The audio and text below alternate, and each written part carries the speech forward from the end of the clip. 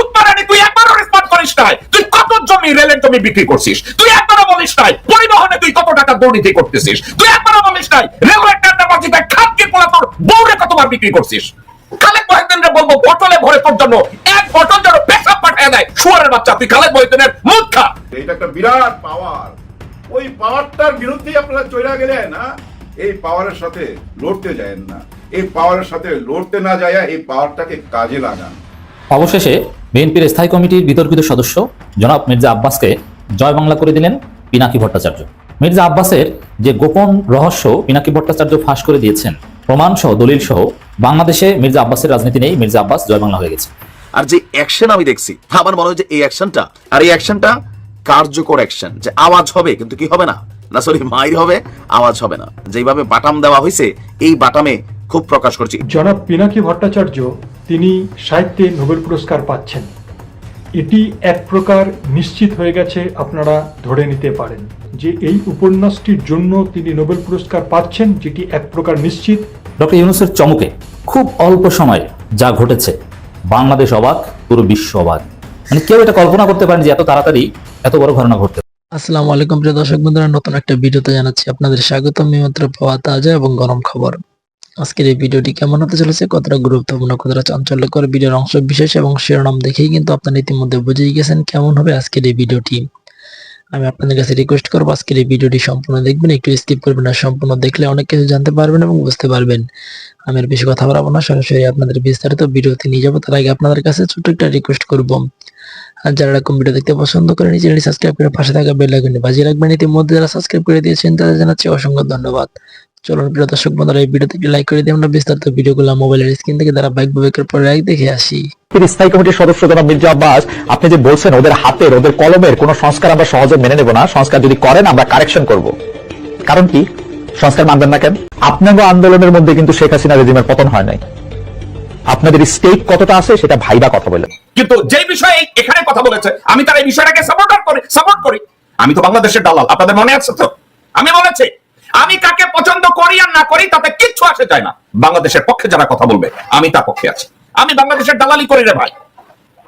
তো খালেদ মহিউদ্দিন যখন বলে যে এই মির্জা আব্বাস, আপনাদের হাসিনার পতনে, স্বৈর শাসকের পতনে আপনাদের তো কোনো ভূমিকা নাই, আপনারা তো তাদের সহকর্মী ছিলেন, আপনারা তো হাসিনাকে অ্যাসিস্ট করেছেন 17 বছর ক্ষমতায় থাকার জন্য, তাইলে ডক্টর মোহাম্মদ ইউনূসের নেতৃত্বাধীন অন্তর্বর্তীকালীন সরকারের সংস্কারকে আপনি কেন মেনে নেবেন না? খালেদ মহিউদ্দিন এই কথা বললো। পিনাকি ভট্টাচার্য প্যারিস থেকে এটা নিয়ে কথা বললো। আমি এটা নিয়ে কন্টিনিউয়াসলি কথা বলছি। যখন আমরা এগুলো নিয়ে কথা বলছি তখন মির্জা আব্বাস আর টিকে থাকতে পারে নাই। তখন সে প্রেস কনফারেন্স, দরবেশের সালমান রহমানের টাকা খেয়ে মোটা হয়েছেন, স্বাস্থ্য ভালো করেছেন, চেহারা সুন্দর করেছেন, লম্বা লম্বা কথা বলেন। মির্জা আব্বাস প্রথম, আমি খালেদ মহিউদ্দিনকে দিয়ে শুরু করি। আপনি বলেছেন সালমান রহমানের টাকা খেয়ে একটু শরীর মোটা করেছে, তরতাজা করেছে, দেখতে সুন্দর হয়েছে। খালেদ মহিউদ্দিন সবসময় আপনার চেয়ে দেখতে সুন্দর। খালেদ মহিউদ্দিন যে মুহূর্তে যোগ্যতা অর্জন করে বিসিএস পরীক্ষা দিয়েছে এবং তারপরে লেখাপড়া করে যোগ্যতা ভিত্তিক বিচারে চাকরি পেয়েছিল, ম্যাজিস্ট্রেটের চাকরি, তো দেখতে তখন থেকেই ভালো ছিল। ওর পিছনে মেয়েরা এমনি লেগে থাকতো, ওর চেহারা সুন্দরের দরকার ছিল না। এখন একটা মানুষ যখন তার পেশা পরিবর্তন করে, সে চিন্তা করেছে মিডিয়া সে ভালো করবে, কথাবার্তা সে ভালো বলে। সে সালমান রহমানের মতো একজন পিশাচ তাকে টার্গেট করেছে, ওই পিশাচ ইন্ডিপেন্ডেন্টে তাকে টেনে এনেছে, তাকে প্রডিউস করেছে, তার টাকা খেয়েছে। এখন সালমান রহমান কোথাকার কোন আলা হযরত? সালমান রহমান হলো বাংলাদেশের সবচেয়ে বড় চোর, ব্যাংক ডাকাত, দর্শক, খানকির পোলা, শুয়োরের বাচ্চা। এখন খালেদ মহিউদ্দিন যদি এই খানকির পোলার কাছ থেকে পয়সা খেয়ে থাকে, ওই টাকা খাওয়া তো ভালো, ওটা তো হালাল। কারণ খালেদ মহিউদ্দিন তো কাজ করে পয়সা নিয়েছে। খালেদ মহিউদ্দিন কি বিনা কাজে পয়সা নিয়েছে? কিন্তু খালেদ মহিউদ্দিন কি তোমার মতো চাঁদাবাজি করে, জমি দখল করে, সায়দাবাদে সালাউদ্দিন এমপির সব গুন্ডা পান্ডাদের তারাইয়া ওই পরিবহন বাণিজ্যে প্রতিদিন 1 থেকে 1.5 কোটি টাকা কামাইয়া তো শরীর মোটা করে ডাইরেক্ট শুয়োরের বাচ্চা, তাই হারামজাদার বাচ্চা? খালেদ মহিউদ্দিন কি তোর মতো গাবুর হয়েছে, তোর মতো ইতর হয়েছে, শুয়োরের বাচ্চা? যেখানে 1 কাঠা জমির মূল্য 40 লাখ টাকা, খানকির পোলা তুই ওই 1 কাঠা 1 বিঘা বেচছিস 40 লাখে। শুয়োরের বাচ্চা, ওই নাকি তোর বাবার পুটকি মারার পয়সা? শুয়োরের বাচ্চা, শুয়োরের বাচ্চা তুই মিটিংয়ে গালি দাস। শাওয়ার পোলা, তুই কি একবারও কইছিস যে তোর অপরাধের ফিরিস্তি তুই এগুলা কেমনে করছিস? এই চুতমারানি তুই একবারও রেসপন্ড জমি বিক্রি করছিস, তুই একবারও বলিস নাই পরিবহনে তুই কত টাকা দুর্নীতি করতেছিস, তুই একবারও বলিস নাই রেলওয়ে টেন্ডারবাজিতে খামকির পোলা তোর বউরে কতবার বিক্রি করছিস। তোর এখন খালেদ মহিউদ্দিনের চেহারা দেখে তোর হিংসা লাগে? তাই শুয়ারের বাচ্চা, খালেদ মহিউদ্দিনরে বলবো বটলে ভরে তোর জন্য এক বটল যেন পেশাব পাঠিয়ে দেয়। শুয়ারের বাচ্চা, তুই খালেদ মহিউদ্দিনের মুখ খা। সোশ্যাল মিডিয়াকে আপনারা ভিলেন বানায় ফেললেন। সোশ্যাল মিডিয়ার কি পাওয়ার আপনারা জানেন না, বুঝেন নাই। জুলাই আগস্টে সোশ্যাল মিডিয়ার কি পাওয়ার, ওই পাওয়ারের ভয়েই তো নেটওয়ার্ক বন্ধ করে দিছিল, ওয়াইফাই বন্ধ করে দিছিল, সরকার বুঝা ফেলাইছিল, পতিত সরকার বুঝা ফেলাইছিল। এটা একটা বিরাট পাওয়ার। ওই পাওয়ারটার বিরুদ্ধে আপনারা চলে গেলেন। কিভাবে গেলেন, কিভাবে আপনাদের মুখে আসলো শুয়োরের দল, কিভাবে বললেন জন্মের ঠিক নাই। একজনকে বলা মানে সবাইকে বলা। কারণ কি জানেন, এখন এই অনলাইন ইউটিউব ফেসবুক এটা যে কি শক্তি, এই সোশ্যাল মিডিয়ার যে কি শক্তি আজকে থেকেই আপনি বুঝতে পারতেছেন না? দেখছেন তো নিশ্চয়ই পিনাকি ভট্টাচার্যের কন্টেন্টটা আপনারা দেখছেন তো না? নিশ্চয়ই দেখছেন। দেখার পর বুঝতে পারতেছেন কি পাওয়ার, মারাত্মক পাওয়ার। তো এই পাওয়ারের সাথে লড়তে যায়েন না, এই পাওয়ারের সাথে লড়তে না যায় এই পাওয়ারটাকে কাজে লাগান। আপনারা কি করলেন গত 8 মাসে? এই সোশ্যাল মিডিয়াকে কাজে লাগাইছেন। যখন আইসা বুঝলেন সোশ্যাল মিডিয়ার মর্ম, তখন হাজার হাজার ফেক আইডি দেখাই দিল। তো সবই তো দেখাই দিছে, দেখলেন তো আপনাদের ফেক আইডি গুলা। এগুলা দেখে মানুষ হাসতেছে না? আপনাদের কমেন্ট বক্সে যায় কি কমেন্ট করতেছে, হাসির রিয়াকশন দেখেন না? এই যে খোকা ভাই ছেলে ইশরাক খুবই পপুলার, লন্ডনে গেছে, তারেক রহমানের সাথে ছবি তুলছে, কথা বলছে, তারেক রহমান তাকে খুবই পছন্দ করে এবং ফাইটও দিছে। ভাই এই যে পতিত সরকারের আমলে তার গাড়ি ভাঙচুর হয়েছে, পুলিশের সাথে তর্ক বিতর্ক হয়েছে, মামলা হয়েছে, বহুত কষ্ট করছে। তার পক্ষে অনেকেই ছিল। উনি একটা স্ট্যাটাস দিছে ডিসেম্বরেই নির্বাচন চাই। তারপর দেখেন তো হাসির রিয়াক্ট হাজার হাজার, এবং কমেন্টে যায় দেখেন তো উনার পক্ষে একটা কমেন্ট খুঁজে পাবেন, সবাই উনাকে নিয়ে হাসি তামাশা করতেছে। তার মানে বুঝতে পারতেছেন আপনারা সোশ্যাল মিডিয়ার পাওয়ারটা? সোশ্যাল মিডিয়া হলো একটা আগুন, এই আগুন নিয়ে খেলতে গেলে ভাই হাত পুড়বে। আপনাদের হাত পুড়ছে, মুখোশ উন্মোচন করে দিছে, কত বড় হুমকির মুখে ফেলে দিছে আপনাদের একজন হেভি ওয়েট রাজনীতিবিদকে। চিন্তা করতে পারেন? এইভাবে আর লড়তে যায় না। গালি হচ্ছে বুঝছেন, শব্দ বোমা। এটা শেফুদা আবিষ্কার করছিল। এই শব্দ বোমাকে রাজনীতি করতে গেলে ভয় পাইলে হবে? এগুলা মাইনা নিতে হবে। আর এই শব্দ বোমার কথা বলেন ফখরুল সাহেব, আপনার মেয়ের জামাই ফাইল সাহেব, উনি যে শব্দ বোমা মারেন, বাপ রে বাপ, এদিক থেকে ওদিকে নিয়ে যায় তো একদম ছিদ্রি করে ফেলায়, বড় বড় শব্দ বোমা মারে। ওনারটা শুনতে হয়তো ভালো লাগে, কারণ নিজেদের লোক, ইনারাও আপনাদের লোক। আপনারা ভুল করছেন, ওনাদেরকে আঙ্গুলি কইরা ভুল পথে চলে গেছেন। এখনো সময় আছে, টিকতে পারবেন না, জানেন টিকতে পারবেন না। একজন করে মুখোশ খুইলা ফেলাবে। ওনারা যারে ধরে তারে তো বুঝছেন যে জয় বাংলা কইরা দেয়, বুঝেন না? জয় বাংলা কইরা দেয়। এবার আসি আপনাদের ভুল রাজনীতি নিয়ে, যে একটু গান গাইলাম, ভুল সবই ভুল। কি ভুল জানেন? এই যে আপনারা যেভাবে এখন সোশ্যাল মিডিয়ার পিছনে লাগছেন, সবার মধ্যে কি আলোচনা হইতেছে জানেন? আপনারা ক্ষমতায় আসলে সোশ্যাল মিডিয়ার গলা টিপা ধরবেন, কাউকে কথা বলতে দিবেন না। আপনাদেরও একজন হারুন থাকবে, সবাইকে ডাইকা নিয়ে যায় ওইখানে লিখিত নিবে, আর কোনো স্ট্যাটাস দেওয়া যাবে না, আর কোনো কথা বলা যাবে না। এবং এই যে চ্যানেলগুলো আছে প্রত্যেকের গলা টিপা ধরবেন। এই মেসেজটাই তো আপনারা পৌঁছাইয়া দিবেন সবাই ঘরে ঘরে, কানে কানে। এখন কই যাইবেন? কিভাবে এখন আমাদেরকে সান্ত্বনা দিবেন? কিভাবে বুঝাইবেন যে না না না আমরা এখন সংস্কার চাই, আমরা ইউনূস স্যারের পিছনেই আছি, নির্বাচন পরে দেন, কোনো অসুবিধা নাই। এই ধরনের কথা বললেও কিন্তু কেউ বিশ্বাস করবে না। কারণ কি জানেন? আপনাদের একটা চেহারা ফুইটা উঠছে, আপনারা ভুল রাজনীতি করছেন। ওই জন্য ভুল, সবই ভুল বললাম। কেন বললাম শুনেন, আপনাদের সোশ্যাল মিডিয়ায় কোনো লোকজন নাই। আপনাদের কর্মীরা কেমন কর্মী? সোশ্যাল মিডিয়ার সম্বন্ধে এদের কোনো বিন্দু মাত্র জ্ঞান নাই। জ্ঞান যদি থাকতো তাহলে একজন ধরা পড়লে আরেকজন তো সাবধান হয়ে যেত। সোশ্যাল মিডিয়ায় কি আসে? আপনারা থানা আক্রমণ করেন, আপনারা কয়েদি ছুটায় নিয়ে যান। একজনকে আমি দেখছি জানেন, শত শত গাছ কাটা ফেলাইছে, কারণ তার বাড়ি দেখা যায় না, এই জন্য গাছ কাটা ফেলাইছে। দূর থেকে যেন তার বাড়ি দেখা যায়। কেউ কারো গরু লয়ে চলে যেতেছে, কেউ কারো দোকান লয়ে চলে যেতেছে, কেউ টেম্পো স্ট্যান্ড দিয়ে আছে। কেন সোশ্যাল মিডিয়াতে নাই? কেন আপনারা প্রচার করেন না শহীদ জিয়াউর রহমানের আদর্শগুলা? উনি তো সবার জন্য দুয়ার খুলে দিছিলেন, রাজনীতির দুয়ার খুলে দিছিলেন, সবাইকে কাছে ডাইকে নিয়ে আসছিলেন। আপনারা কেন জিয়াউর রহমানের ওই খাল খননের ভিডিওগুলা আমাদেরকে দেখাইতে পারেন না? আপনারা কেন উনার ছিঁড়া গেঞ্জির ওই ভিডিওগুলা বিডিবিতে তো আছে, সেগুলো আমাদের কাছে প্রচার করতে পারেন না? আপনারা কেন আপসহীন নেত্রী খালেদা জিয়ার কর্মগুলা তুলে ধরতে পারেন না? ওনাদের ভাষণ আছে, অনেক কথা আছে। পিনাকি দাও আজকে একটা স্ট্যাটাস দিছে যে আপনারা এগুলা কেন করেন না? এগুলো যদি করতেন তাহলে তো রাজনীতির চেহারা চেঞ্জ হয়ে যায়। কেন করেন না? বরঞ্চ আপনারা এমন কিছু করতেছেন যেটা দিয়ে আপনারা ডুইবা যাইতেছেন। ওই যে পাপিয়া এবং হারুন চাঁপাইনবাবগঞ্জে, উনি আজকে কি বলছে জানেন? যে এই যে হুজুররা আছে, আলেমরা আছে, এরা কোনো ভোট চাইতে পারবে না, এরা রাজনীতি করতে পারবে না, এদের পিছনে নামাজ পড়াও ঠিক হবে না যদি এরা রাজনীতিতে আসে, এদের কাজ শুধু নামাজ পড়াবে। আর আপনারা যখন শপথ নিবেন আয়সা কোরআন তেলাওয়াত করবে, আর কোনো কাজ নাই। ফেরিওয়ালা, দোকানদারওয়ালা, চাওয়ালা সবাই রাজনীতি করতে পারবে, দেশের সবাই রাজনীতি করতে পারবে, হুজুররা রাজনীতি করতে পারবে না। তার মানে কি আপনারা ক্ষমতায় আইসা ওনাদের মুখ বন্ধ করে দিবেন, ওনাদের ভোটের খাতা থেকে নাম কাইটা দিবেন, ওনাদের আইডি কার্ড ছিনিয়ে নিয়ে যাবেন, ওনারা রাজনীতি করতে পারবে না। কে বলছে আপনাদেরকে রাজনীতি করতে পারবে না? এই কথাগুলা কার ইশারায় বলতেছে? যার ইশারায় বলুক, হাই কমান্ডের ঘাড়ে যা পড়তেছে। কিন্তু এই যে পাপিয়া, আরুন, ওনারা যা বলছে যে হুজুররা রাজনীতি করতে পারবে না, ভোট চাইতে পারবে না, নাইলে ওদের পিছনে নামাজ পড়া নাকি ঠিক হবে না। হাই হাই হাই, আপনাদের মুখে এগুলো মানায়? আপনাদের মধ্যে আরো কিছু মুরব্বী আছে যারা সারাক্ষণ আইসা ওই যে রাজাকার, আলবদর, রাজাকারের বাচ্চা এগুলা বলতেছে, এবং হুজুররা কিভাবে হেলিকপ্টারে যায়, কিভাবে এত টাকা কামায়, ওনাদের টাকা পয়সার হিসাব নিতেছে। আর যারা হাজার হাজার কোটি টাকা নিয়ে চলে গেল তাদের নিয়ে কোনো কথা বলেন না। এমনকি শহীদ জিয়ার রহমানের আদর্শগুলো তুলে ধরেন না। দেখেন মক্কা থেকে মদিনা যাওয়ার সময় এই যে নিম গাছগুলা লাগাইছে শহীদ জিয়ার রহমান, সে কথা তো বলতে পারেন। আজমির শরীফের সামনে ঢুকতে যায় যে বড় ঝাড়বাতিটা, কেউ জানে এটা তো জিয়ার রহমানের গিফট দেওয়া? কেউ জানে? আপনারা জানান না, কিভাবে জানাবেন? আপনারা আপনাদের যে চেহারাগুলো আমাদেরকে দেখাইতেছেন, এই চেহারা তো আমরা গত 16 বছর দেখাইছি। এই চেহারা কি মানুষ দেখবে? মানুষ দেখতে চায় না। ভুল রাজনীতি করতেছেন। দেখেন আপনাদের সঙ্গে হেফাজতে ইসলাম বসছিল, ওনারা আপনাদেরকে কি বলছে? বলছে যে আপনারা মৌলবাদী কেন বলেন, মৌলবাদী বলতে পারবেন না। তখন আপনারা বলতেছেন না না না, আমি তো আপনাদেরকে বলি নাই, হেফাজতে ইসলামকে বলি নাই, এটা জামাতে ইসলামকে বলছি। এটা কোনো কথা? জামাতে ইসলাম আর হেফাজতে ইসলাম কি আপনারা আলাদা মনে করেন? আপনারা কি মনে করছেন যে হেফাজতে ইসলাম আপনাদের পিছনে চলে আসবে? একদম না। ইসলামিক মাইন্ডের একটি মানুষও আপনাদের পক্ষে আসবে না, কারণ আপনারা ইসলাম নিয়ে অনেক বিতর্ক কথাবার্তা বইলা ফেলাইছেন। এগুলা বলা ঠিক না। ইসলামিক দলগুলা এক সাইডে থাকলে ভাই, 91 সালে জামাতে ইসলামের 12% ভোট ছিল, এটা সবাই জানেন। বর্তমানে আইসা এটা কত পার্সেন্ট বাড়তে পারে আপনারা জনগণ কমেন্ট করে জানায়েন। আমার তো মনে হয় 4 ডবল হয়ে গেছে, 4 ডবল। হ্যাঁ, ওনাদের পক্ষে মানুষ ধীরে ধীরে চলে যাইতেছে। কারণ কি জানেন? ওনাদের কেউ লুটপাটও করতেছে না, রাহাজানি করতেছে না, খুন খারাপি করতেছে না। দুই একটা ঘটনা ঘটলো ওনারা বিচার করতেছেন। শিবির দেখেন কোন আলোচনার মধ্যে আছে, ভালো কাজের মধ্যে আছে। ওনারা কোথায় বসে রয়েছে জানেন?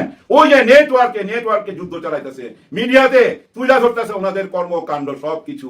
আর আপনাদের মিডিয়াতে আসে সব আখাস্তা নিউজ, যেগুলো আমরা গত 16 বছর দেখে আইছি। ওই একই নিউজ আসতেছে। এগুলার রাজনীতি ঠিক না। ডক্টর ইউনূসের চমকে খুব অল্প সময়ে যা ঘটেছে, বাংলাদেশ অবাক, পুরো বিশ্ব অবাক। বাংলাদেশের রাজনীতি বিশ্লেষক থেকে শুরু করে আন্তর্জাতিক সম্পর্ক অ্যানালিস্ট সবাই কেউ এটা কল্পনা করতে পারেন যে এত তাড়াতাড়ি এত বড় ঘটনা ঘটতে পারে। দর্শক, একটু ব্যাকগ্রাউন্ড থেকে আসি। ভারতের উপর আমাদের যে নির্ভরশীলতা, এটা ছিল একটা ইনএভিটেবল রিয়ালিটি, যে এটা বাস্তবতা, এটা তো এড়ানো যায় না। জামাতের লোকজন বা যে কোনো বিশ্লেষক বলতেন, বিএনপির লোকজন, বাংলাদেশের 3 দিকে ভারত, তাদেরকে এড়িয়ে তাদের বিকল্প তো আদৌ সম্ভবই না। তাদেরকে এড়িয়ে কি চলা যায়? তারা নেগেটিভলি নিলে কেউ টিকতে পারে? জামাতের মধ্যেই পারসেপশন ছিল, জামাত নেতারা এটা বলতো যে 3 দিক থেকে ভারত, এটা তো একটা বাস্তবতা। আর ভারতের সাথে আমাদের বর্ডার আছে, সেখান থেকে বাংলাদেশের মানুষ খুব সহজে ট্রেনে, গাড়িতে ভারত যায়, চিকিৎসা নেয়, শপিং করতে যায়। ভারত থেকে অনেক জিনিস আমরা আমদানি করি, কিছু জিনিস আমরা রপ্তানিও করি, কিছু জিনিস তারা চোরাচালানো করে। তো এই যে বাস্তবতা, এটা এড়িয়ে চলা কি সম্ভব? যেমন ভারতে বাংলাদেশের একটা বিশাল অংশ মানুষ চিকিৎসা নিতে যায়, আমি নিজে গিয়েছি। তো সেখানে এটা বন্ধ হয়ে গেলে কি হবে? জামাতের অনেক বড় নেতা, মহানগর আমির পর্যায়ের নেতারাও ভারতে মারা গিয়েছেন চিকিৎসা নিতে গিয়ে, গাজীপুর মহানগরী আমির। এবং এটা যদি না হয়, ভারত যদি এটা না দেয়, কি একটা অবস্থা হবে? জামাত ইসলামী ক্ষমতায় আসলে মনে হয় ভারত এগুলো দিবে না, এরকম একটা পারসেপশন ছিল। আওয়ামী লীগও মনে করতো, বাংলাদেশের জনগণও মনে করতো, এবং ভারতে মনে করতো এটা, যে আমরা এগুলো বন্ধ করে দিলে, চাল ডাল পেঁয়াজ দেওয়া বন্ধ করে দিলে, এবং এটা বলতো প্রকাশ্যে, পেঁয়াজ বন্ধ করে দিলে বুঝবা মজা, এবং চিকিৎসা নিতে না দিলে না চিকিৎসার অভাবে মারা যাবে, এরকম কথাবার্তা বিজেপির অনেক নেতা প্রকাশ্যে বলতো, পশ্চিমবঙ্গে অনেকে বলেছে। এবং বাংলাদেশের লোকজনের পারসেপশন ছিল এটা, ভারত চাইলে আমাদেরকে বিভিন্নভাবে মেরে ফেলতে পারে, জাস্ট তাদের ভিসা সুবিধা বন্ধ করে দেওয়ার মাধ্যমে, ব্যবসা বাণিজ্য বন্ধ করে দেওয়ার মাধ্যমে। এটা সবার পারসেপশন ছিল, বিএনপি, জামাত থেকে শুরু করে সবাই এটাই ভাবতো। জামাতও ভাবতো, এমনকি জামাতের প্রতিনিধিও পাঠানোর চেষ্টা করতো ভারতে, যে না, তাদের সাথে একটা আস্থার সম্পর্কে যাওয়া যায় কিনা, কারণ ক্ষমতা আসলে তো দেশ চালাতে হবে। ভারতে চিকিৎসা নিতে না পারলে কি হবে? তখন তো জনগণই ক্ষমতা থেকে নামিয়ে দেবে। কিন্তু না, জামাত ক্ষমতা আসা লাগে নাই। জামাতের সাথে যে আচরণ করতো ভারত, সেই আচরণ ডক্টর ইউনূস সরকারের সাথে করা শুরু করেছে। ভারত মনে করে যে না, বাংলাদেশ এখন জামাত ক্ষমতায়, অতএব ওই জামাতের প্রতি ভারতের আকীদা এক্সারসাইজ এখনই শুরু করেছে, সবকিছু বন্ধ করে দিয়েছে কার্যত। কিন্তু না, দিস ইজ প্রফেসর ইউনূস। তিনি অল্পের মধ্যে, মুহূর্তের মধ্যে উত্তম বিকল্প তৈরি করেছেন, যেটা আমাদের কল্পনার বাইরে ছিল। আমরা কেউ এই বিকল্প আগে সাজেস্ট করতে পারেন, কোনো বিশ্লেষক পারেন, যে ভারত তাদের ভিসা বন্ধ করে দিলে, চিকিৎসা নিতে যাওয়ার রাস্তা বন্ধ করে দিলে, যে আমরা বাসে কিংবা ট্রেনে ভারত যাই, এত সুন্দর সহজ সুবিধা বন্ধ করে দিলে আমাদের কি হবে? কিন্তু না, সেম খরচে, ওভারঅল কম খরচে আমরা ভারতের চেয়ে আরো উন্নত চিকিৎসা এখন নিতে পারছি। ডক্টর ইউনূসের কল্যাণে সেই ব্যবস্থা হয়েছে। দর্শক, একটা খবর ইত্তেফাকের, বাংলাদেশিদের মেডিকেল ভিসা না দিয়ে চীনের জন্য পথ খুলে দিয়েছে ভারত। এখন চীন পথ খুলে দিয়েছে ডক্টর ইউনূসের কল্যাণে। পাকিস্তান পথ খুলে দিচ্ছে, যোগাযোগ ব্যবস্থা উন্নত হচ্ছে। ইরান এগিয়ে আসছে, তুরস্ক এগিয়ে আসতে চাইছে, মালয়েশিয়া থাইল্যান্ডও খরচ কমাচ্ছে। দেখেন, এখন বিষয়টা এমন পর্যায়ে এসেছে, আপনি পশ্চিমবঙ্গে 300-350 টাকা, বাংলাদেশি টাকা বা রুপির কথা যদি বলি, বা 500 টাকার নিচে এখন হোটেল পাওয়া মুশকিল। অথচ চীনের বিভিন্ন প্রদেশে আপনি বাংলাদেশি টাকার 100 টাকা, 125 টাকায় হোটেল পাবেন, এসি রুম। আপনি যদি পশ্চিমবঙ্গে কিংবা চেন্নাইতে, মুম্বাইতে বাংলাদেশি মানুষ যায় বেশি চিকিৎসা নিতে, সেখানে 3 বেলা মোটামুটি খেতে চান, অনেক জায়গা তো চাইলেও গরুর গোশত খেতে পারবেন না, অনেক জায়গায় পাবেন, চেন্নাই, ভেলোর বা এইসব জায়গায় গরুর গোশত পাওয়া যায়। তাতে আপনি 3 বেলা 300 টাকার নিচে খাবেন, এটা খুব কষ্টকর মানসম্মত খাবার যদি খেতে চান। অথচ 100 টাকা, 120 টাকা, 150 টাকায় 3 বেলা খাবার আপনি গরুর গোশত দিয়ে খেতে পারবেন চীনে। এতটাই কম খরচ। আর চিকিৎসার যে খরচ, এটা নিয়ে বাংলাদেশে আলোচনা হয় না। বাংলাদেশি লোকজন যেসব জায়গায় ভারতের চিকিৎসা নিতে যেত, সেসব জায়গায় চিকিৎসার খরচ তারা অনেক বাড়িয়ে দিয়েছিল। একসময় বিখ্যাত চেন্নাইয়ের ভেলোরের সেই সিএমসি হসপিটাল, ক্রিশ্চিয়ান মিশনারি যে হসপিটাল, সেই হসপিটালে খুব কম খরচে অনেক জটিল রোগের চিকিৎসা হতো, ক্যান্সারের অপারেশন বা অনেক কিছু। কিন্তু সেই সিএমসির অবস্থা এখন বাংলাদেশের গলাকাটা প্রাইভেট হসপিটাল মতো, লক্ষ লক্ষ টাকা নেমে যাবে আপনার চিকিৎসা নিতে। টেস্টের খরচ অনেক টাকা, বিভিন্ন টেস্ট 35,000, 40,000, 50,000, 1 লাখ, 2 লাখ, 3 লাখ টাকা টেস্টের খরচ।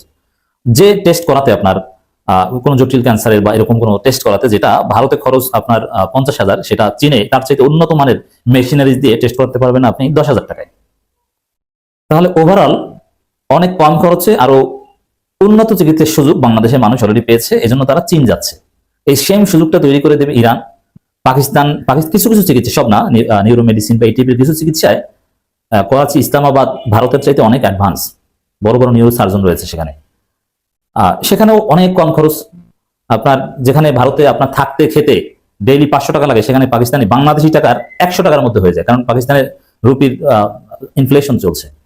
বাংলাদেশি টাকার 100 টাকায় আপনি ভালো খাবার খেতে পারবেন, বাংলাদেশি টাকার মান বেশি পাকিস্তানে। তো দর্শক, তো এইভাবে ডক্টর ইউনূসের কল্যাণে কিন্তু উত্তম বিকল্প তৈরি হয়েছে। মানুষ লুফে নিচ্ছে, এবং ভারতের শত্রু যারা চীন, পাকিস্তান, তারা স্বাভাবিকভাবে লুফে নেবে, খুব সহজে ভিসা দিচ্ছে, ভিসার খরচ কমাচ্ছে, আরো কমাবে, পারলে ভিসা ফ্রি। বাংলাদেশের উত্তরের জেলা লালমনিরহাটে কি একটা বিমান ঘাঁটি তৈরি হতে যাচ্ছে চায়না এবং পাকিস্তানের ইনভলভমেন্টে? এ ধরনের একটা প্রশ্ন ভারতের মিডিয়ায় করা হচ্ছে, এবং সেটা নিয়ে প্রচুর স্পেকুলেশন দেখা যাচ্ছে। আপনারা যে কেউ দেখতে পারেন, ইকোনমিক টাইমস এই রিপোর্টটা করেছে, পরে অনেকগুলো চ্যানেল, টিভি চ্যানেল, ইউটিউবে আমি দেখলাম যে তারা এটা নিয়ে আলোচনা করছেন, রীতিমতো তথাকথিত বিশেষজ্ঞদেরকে ডেকে এনে। এবং এই মুহূর্তে বাংলাদেশ নিয়ে সবচেয়ে বেশি কনসার্নদের একজন পালকি শর্মা, তিনি নিজেও একটা এপিসোড তৈরি করেছেন তার এই বাংলাদেশের এই বিষয়টা নিয়ে। ঘটনা কি এবং আমাদের আসলে কি করা দরকার, সেই আলাপটা একটু করতে চাই। মানে তারা বলতে চাইছেন আমাদের প্রধান উপদেষ্টা চায়নায় গিয়ে চীনের প্রেসিডেন্টের সাথে নাকি এটা গোপনে আলাপ হয়েছে, যেটা উভয় দেশের কোনো ফর্মাল কোনো যে স্টেটমেন্ট বা কমিউনিকে ছিল তাতে নাই, কিন্তু ভেতরে ভেতরে নাকি কথাবার্তা হয়েছে, এই ধরনের একটা কথা। লালমনিরহাটে একটা এয়ারফিল্ড ছিল, এটা পুরনো, ব্রিটিশ আমলে। আমি উইকিপিডিয়া ঘেঁটে দেখলাম, এটা 1931 সালে তৈরি হয়, দ্বিতীয় বিশ্বযুদ্ধে ব্যবহৃত হয়। তারপর যুদ্ধ শেষ হওয়ার পর এটা বন্ধ হয়ে যায়, এবং এই বন্ধ হয়ে যাওয়ার পর এটা দীর্ঘদিন ছিল বন্ধ। তারপর 80s-এ একবার কিছুদিন এখানে সাধারণ বিমান, মানে কমার্শিয়াল বা যাত্রীবাহী বিমান ওঠানামা কিছুদিন করেছিল, পরে আবার বন্ধ হয়ে যায়, এবং এটা আবার চালু করার পরিকল্পনা শেখ হাসিনার সময় হয়েছিল। এরকম বেশ কিছু রিপোর্ট পাওয়া যায়, এটা 2019, 20, 21 নানান সময় এটা চালু হবে, চালু হচ্ছে, এ ধরনের আলাপ ছিল। কিন্তু এখন যে আলাপটা হচ্ছে সেটা হচ্ছে এখানে একটা বিমান ঘাঁটি হতে যাচ্ছে, এবং আমি ঠিক জানি না, মানে একটা বিমান ঘাঁটি মানে এখানে এয়ারপোর্ট যদি হয়, একটা ঘাঁটি পাশাপাশি যদি থাকে, তার জন্য চায়নাকে লাগবে কেন, পাকিস্তানকে লাগবে কেন? কিন্তু ভারত এখন যথারীতি সব কিছুতে চায়না পাকিস্তানকে ইনভলভ করছে। তাদের ন্যারেটিভটা এরকম যে এটা মূল ডিজাইন এবং প্ল্যান চায়নার, পাকিস্তান আবার এখানে ইনভলভড হবে, কাজ করবে, এবং অনিবার্যভাবেই ভারতের চিকেন স্নেকের এত কাছাকাছি একটা জায়গায় বাংলাদেশের একটা বিমান ঘাঁটি তাদের স্ট্র্যাটেজিক মারাত্মক ঝুঁকি তৈরি করতে যাচ্ছে। এটা নিয়ে বিরাট আলাপ সালাপ। ওদের একটা চ্যানেলে India today if I am not wrong বা অন্য কোনো একটা, অনেকগুলোতে আমি দেখলাম এটা নিয়ে কথাবার্তা হচ্ছে। তারা একটা তথ্য দিল, পশ্চিমবঙ্গের যে হাসিমারা এয়ারফিল্ড আছে, এয়ারপোর্ট আছে, মানে এয়ার বেস আছে, উই রাদার সে দ্যাট, সেটা থেকে আমাদের লালমনিরহাটের যে তাদের ভাষায় বিমান ঘাঁটি হতে যাচ্ছে, সেটা দূরত্ব মাত্র 120 কিলোমিটার। এবং তারা ওই হাসিমারা এয়ার ঘাঁটিতে এখন তাদের প্রিভিয়াস সব ফাইটার তো আছেই, রাফালও ওখানে তাদের লেটেস্ট যে ফাইটার রাফাল, মানে ভারতের তাদের যে সংগ্রহের যেসব ফাইটার আছে তার মধ্যে এটা কি সবচেয়ে আধুনিক হিসেবে ধরা হয়, সেটা ডিপ্লয় করেছে। সেখানে আরও চিকেন স্নেকে তারা আরও তাদের ব্রহ্মস মিসাইল আছে, তাদের S-400 এয়ার ডিফেন্স সিস্টেম আছে, মানে সবই সফিস্টিকেটেড জিনিসপত্র ওখানে আছে। এবং সেটার খুব কাছাকাছি বাংলাদেশের এই এয়ারফিল্ড, এবং এটা চায়না পাকিস্তানের নিয়ন্ত্রণাধীন, তাই বলতে চাইছে তারা। নর্থে চিকেন স্নেকের নর্থের দিকে তো চায়নার অবস্থান আছেই, এখন সাউথেও যদি হয় তাদের ভাষ্যমতে এটা খুবই বড় স্ট্র্যাটেজিক ঝুঁকি। এবং শুধু তো সেটাই না, সব কিছুকে তারা বাংলাদেশের এটার সাথে সিরিয়াসলি কানেক্ট করছে। মানে পাকিস্তানের পররাষ্ট্র সচিব আসবেন এপ্রিলের মাঝামাঝি, এবং পররাষ্ট্রমন্ত্রী আসবেন 3rd বা 4th উইক এরকম একটা, মানে এপ্রিলে এই দুজনই আসবেন। এই দুজনও নাকি মূলত আসছেন তাদের অন্যান্য সব এজেন্ডার সাথে, মূলত এই বিমান ঘাঁটির এজেন্ডা নিয়ে। নট অনলি দ্যাট, আমরা এর আগে দেখেছি যে পাকিস্তান থেকে বাংলাদেশ ফাইটার প্লেন কিনবে বলে প্রচণ্ড শোরগোল করেছিল, এবং তারা কেউ কেউ দাবি করছে, এসব মেইন স্ট্রিম চ্যানেল, বাংলাদেশের পাইলটরা নাকি পাকিস্তানে অলরেডি ট্রেনিং নিচ্ছেন সেসব ফাইটারে। এই ধরনের আলাপ আলোচনা আছে। এখন শুরুতে যে কথাটা বলেছিলাম যে বাংলাদেশ যদি এখানে এমনি একটা কমার্শিয়াল এয়ারপোর্ট হওয়ার কথা শেখ হাসিনার সময়ই ছিল, সেটা হতেই পারে, হওয়া উচিত হয়তো হবে। কিন্তু যেটা সবচেয়ে জরুরি কথা, আমরা যদি ওখানে একটা এয়ার বেস করতে চাই, বিমান ঘাঁটি করতে চাই, সেটা আমি মনে করি করে ফেলা উচিত। সেটা আমরা নিজেরাও যদি পারবো, না হলে চায়নার যদি কোনো টেকনিক্যাল হেল্প নিতে হয় সেটা নিতেই পারি। আমি এমনকি পাকিস্তানেরও, আমি বহুবার বলেছি যে পাকিস্তানের অনেক সমালোচনা আমরা করতে পারি, কিন্তু মিলিটারি হার্ডওয়্যারে এবং মিলিটারির দিক থেকে পাকিস্তান আমাদের চেয়ে অনেক এগিয়ে আছে। পাকিস্তান নিজে তার নিউক্লিয়ার ওয়েপন তৈরি তো করেছেই, পাকিস্তান তার নিজের ব্যালিস্টিক মিসাইল তৈরি করে, ক্রুজ মিসাইল তৈরি করে।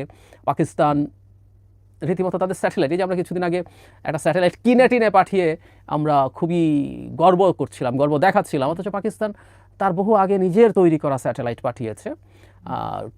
শুধুমাত্র টেলিকমিউনিকেশন স্যাটেলাইট না, আরও বেশি অ্যাডভান্স, যেটা টেলিকমিউনিকেশন খুবই সেকেলে ধরনের স্যাটেলাইট আমরা এভাবে বলতে পারি, বাংলাদেশ ওটাই একটা কিনে পাঠিয়েছে।